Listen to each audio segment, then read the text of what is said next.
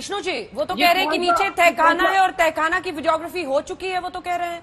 नहीं नहीं नहीं नहीं अंजना जी, वो तहखाना पीछे है। वो जो तहखाने की वीडियोग्राफी हुई है वो व्यास जी का, सर वो व्यास जी का तहखाना है जो नंदी जी के एकदम सामने है। ये तो जस्ट वजू खाने के नीचे है तहखाना, जिसको इन्होंने आर्टिफिशियल वॉल से बंद कर रखा है, जिसको खोलना है। तो वजू खाना के नीचे यही जो शिवलिंग है, जो दावा है, उसके नीचे वहीं पर से कोई रास्ता है, एक तहखाना है। ये वजू खाने के बगल से अंजना जी एक रास्ता जा रहा है नीचे। अच्छा, नीचे जा रहा है, यहाँ पे इनके टॉयलेट्स वगैरह बने हुए हैं। वहां पे कल सफाई कर्मचारी से सफाई कराई गई और नीचे गए हम लोग सब, तो वहां पे आर्टिफिशियल वॉल लगी हुई है। उस तहखाने में अभी नहीं गए और उसके लिए आज एप्लीकेशन मूव किए वाराणसी की सिविल कोर्ट पे, और वो मामला कल सुनवाई के लिए लगा हुआ है। तो अभयनाथ यादव जी, यहाँ पे प्लीज हाथ जोड़ के, बहुत सेंसिटिव मैटर है, आप ये गलत स्टेटमेंट ना दे। अभी इसके नीचे जहाँ पे शिवलिंग मिला है, इसके नीचे जाना बाकी है। अभय जी, आप तो सिर ही पकड़ लिए, क्या हुआ? मैं विष्णु जी की बात बहुत ध्यान से सुन रहा था। अभी इन्होंने ऑर्डर 39 रूल 1 को पढ़ा, when it is proved bye affidavit और एनी डॉक्यूमेंट। आप ज्यादा विष्णु जी से पूछिए कि 16/5/2022 का जो ऑर्डर उन्होंने पास किया, उन्होंने अपनी एप्लीकेशन के साथ कोई एफिडेविट दिया है? पूछ लीजिए उनसे आप।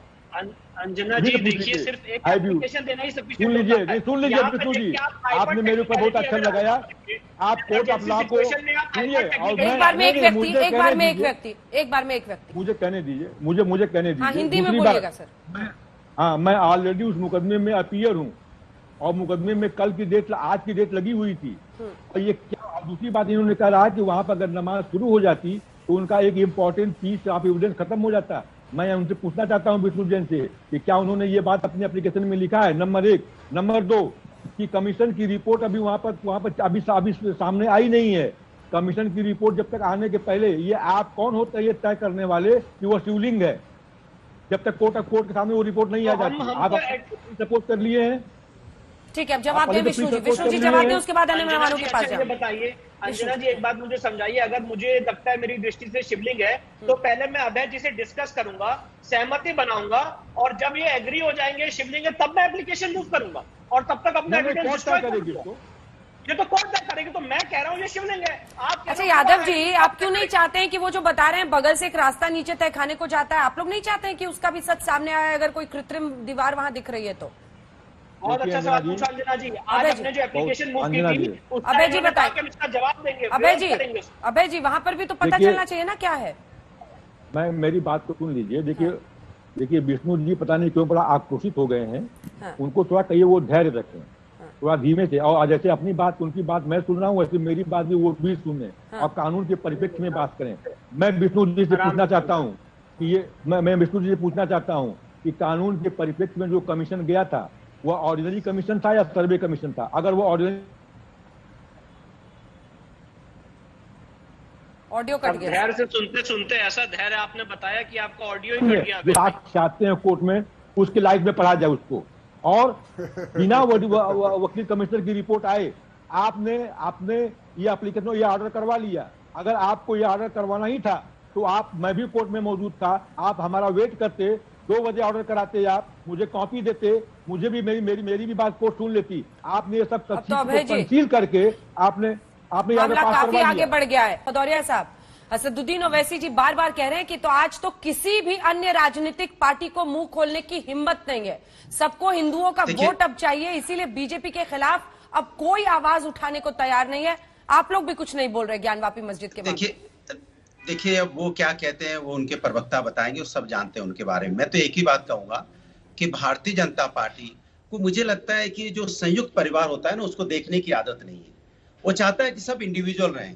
एक अच्छा परिवार, हिंदुस्तान एक परिवार है जिसमें हिंदू, मुस्लिम, सिख, ईसाई, अगड़े पिछड़े सब मिलके रहते हैं, और तभी तो हमारी ताकत होती है ना। तभी तो हमने यहाँ पे अंग्रेजों को खदेड़ा था, तभी तो आज दूसरे देश के लोग हमसे डरते हैं, क्योंकि पता है कि हिंदुस्तान में सभी लोग मिलके रहते हैं। ये संयुक्त परिवार के अंदर बहुत ताकत है। उस ताकत को अगर कोई कमजोर करना चाहता है नफरत की राजनीति से, तो भारतीय जनता पार्टी चाहती है न्यूक्लियर फैमिली हो जाए, वो एक साथ मिलकर रहे ही नहीं। हर रोज एक नए इनके नुमाइंदे चले जाते हैं, नई बातें करते हैं। ये डायरेक्ट इनडायरेक्ट इन्हीं के लोग होते हैं। जितने लोग आपको मिलेंगे इसमें इन्वॉल्व होते हुए, सब भारतीय जनता पार्टी द्वारा गठित लोग होते हैं पीछे से, और ये यहाँ आके पूरे हिंदुस्तान के अंदर एक नफरत की राजनीति पैदा करना चाहते हैं। उनके सपोर्ट के लिए जिनका आप नाम लेते हैं, ऐसे लोग भी हैं जो उनके लिए भी डायरेक्ट इनडायरेक्ट काम करते रहते हैं। अरे हिंदुस्तान के अंदर में हिंदुस्तान की संविधान और न्यायपालिका से चलेगा। चूंकि हिंदुस्तान में बहुत जाति धर्म के लोग रहते हैं और सभी संविधान और न्यायपालिका को मानने वाले लोग हैं। आप संविधान न्यायपालिका के ऊपर विश्वास नहीं रखेंगे, आप उनके ऊपर अनुराग जी सवाल ये है, आप ही से पूछ रही हूँ सर, आप ही से पूछ रही हूँ, छोटा जवाब दीजिएगा। क्या मुलायम सिंह यादव से अखिलेश यादव की पार्टी बनते बनते पूरा चरित्र समाजवादी पार्टी का बदल गया?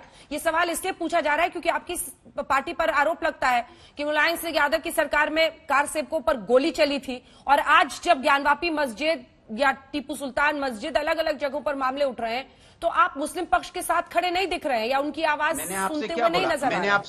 मैंने आपसे क्या बोला? नहीं, बीजेपी पर तो आपने ऐसे लिख दिया सर, अच्छा ऐसे लिखा, थोड़ा समाजवादी पार्टी पर बोल लीजिए। अरे समाजवादी पार्टी की बात कर रहा हूँ। समाजवादी पार्टी संविधान और न्यायपालिका को मानने वाली है, और समाजवादी पार्टी हमेशा संविधान न्यायपालिका का सम्मान करती है। लेकिन भारतीय जनता पार्टी के प्रवक्ता से 2 सेकंड भारतीय जनता पार्टी के प्रवक्ता बड़ा बाबा कर रहे हैं। अभी बाबा मिल गए, चलिए मैं इनसे पूछता हूँ, एक बाबा की 2 लाइनें सुना दे, मैं सुनाता वो सुना दे। जटाटवी गलत जुलर पावितस्तले गले लंब लंबता भुजंग तुंग मानिका डमट डमट डमट डमट डमन निडाड बट डमरवयम चकार चंद तांडवम तनो तनु शिवम शिवम जटाकटाह संभ्रमम भ्रमम नीलप नीरजिरी विलोल वीच विलरी विराजमान मूर्धनि धधक धधक धधक धधक धधक जल ललाट पट्टपाव के किशोर चंद्रशेखरे रतिपत्ति छाणनम। हाथ जोड़ के निवेदन करता हूँ, अंजना जी अगर इन्होंने सुना दिया ना, मैं जिंदगी भर इसका गुलाम हो जाऊंगा। बोले सुना दे, पता चलेगा कौन बाबा का भक्त है। सुनाए जरा जटाटवी गलत जुलर, चलिए सुनाए जटाटवी गलत जुलर प्रभाव पावित स्थले गले। भदौरिया जी हो गया, भदौरिया जी बोलिए भदौरिया जी। अच्छा हानिन उत्तर नहीं सुनाइए, भदौरिया जी सुनाइए बाबा की आराधना। चलिए अंजना जी देखिए, सबसे पहले तो बाबा जी की स्तुति करेंगे, सुनाओ भाई, और वो टीवी शो पे इस तरह से करेंगे, व्यापार कर रहे हैं। प्लीज अंजना जी शांत करा लीजिए, मैं तो इनके बीच में नहीं बोला था। अंजना जी जनता सुनना चाहती है। अनुराग जी आपने अपनी बात कह ली ना, बुरा लगेगा। अब आपने अपनी बात कह ली ना, थोड़ा सा धैर्य रखना चाहिए। अन्य मेहमान भी हैं जो अभी तक एक बार नहीं बोल पाए, प्लीज सर। चलिए हाँ गौरव, लेकिन सुनाने को बोलिएगा। गौरव जी देखिए अंजना जी, सबसे पहले तो देखिए बार बार इस तरह से अपमान किया जाता है कि वो शिवलिंग नहीं है, फव्वारा है। तो मैं यही कहूंगा और बड़े से सम्मान के साथ कहूंगा, नहीं आता है ना, मानो तो शिवलिंग है, ना मानो तो फव्वारा है। और इसी तरह से हम भी कह सकते हैं। अंजना जी प्लीज, मैं अब चुप हो रहा हूँ। आप ये रोज की है, ये रोज तोता आता है, इसी तरह से बदतमीजी करता है। आप बताइए कौन सा चर्चा का तरीका है? इनकी 2 कौड़ी की औकात नहीं है, इनकी 2 कौड़ी की औकात नहीं है।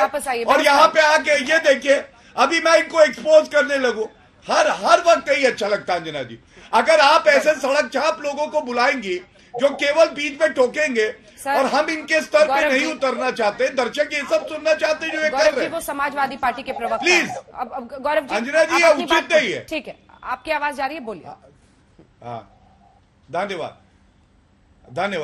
देखिए मैं इस पे आपत्ति दर्ज करता हूं। ये कह रहे हैं कि जो शिवलिंग है वो फव्वारा है। मैं भी कह सकता हूं, मानो तो शिवलिंग है, नहीं मानो तो फव्वारा है, मानो तो अल्लाह है, नहीं मानो तो हल्ला है। अच्छा लगेगा क्या? नहीं। दूसरी बात, मैं आपको एक उदाहरण देता हूं। आपको मालूम है, अगर किसी अब चुप हो जाइए, अपने धर्म के बारे में सुना तो बुरा लगा, इसके बाद आपके पास अपने धर्म के बारे में सुना तो बुरा लगा। प्लीज, जिसको आस्था से लोग शिवलिंग मान रहे हैं, फिर उसको फाउंटेन भी तो मत कीजिए ना। एक तरफा नहीं हो सकता ना, आस्था का अपमान एक तरफा नहीं होता। दिल्ली साहब दोनों तरफ होता। मैं आऊंगी सर, आपके पास आऊंगी इसके बाद। रुक जाइए गौरव, क्यों झूठ को अपने मन में बसाना चाहते हो नफरत के लिए? अच्छा गौरव जी पूरा करने आ रही हूँ। वारिस जी रुक, पठान साहब गौरव जी बोलिए। देखिए, पूरे विश्व में जितने हिंदू हैं उनको साधुवाद इसलिए है कि वो कितने सहिष्णु हैं। हमारे शिवलिंग पाए गए और वो इनका विष, इनकी गंदगी सारी आ रही है, उसके बाद भी पवित्र हैं। और मैं आपको एक उदाहरण देता हूं अंजना जी, मान लीजिए कोई मंदिर होता और एक सिल्ली ऐसी होती जिसपे पैर रख के जाना होता और कुरान की आयत उस पे लिखी होती। अंजना जी, डंके की चोट पे कह सकता हूं, हिंदू समाज उस सिल्ली को निकालता, सर आंखों पे रखता और मुसलमान भाई को दे आता कि नहीं, इस पे कुरान की आयत लिखी है, ये हमारे पैर पे नहीं आ सकती। आज बड़ा सवाल है, आज क्या मुसलमान समाज को नहीं आना चाहिए कि आप वजू करेंगे वहां पे जहां पे शिवलिंग पाया गया है? ये न्यायालय तय कर लेगा कि वो असली अस्तित्व क्या है, नहीं हम मानेंगे। लेकिन आज मुस्लिम समाज के ऊपर भी एक बहुत बड़ा दायित्व है भाईचारे का, भारतीयता का। अगर हमारी भावनाएं उससे जुड़ी हैं तो क्या इनकी कोई जिम्मेदारी नहीं बनती है? ये सवाल आज तक पे मैं उठा रहा हूं।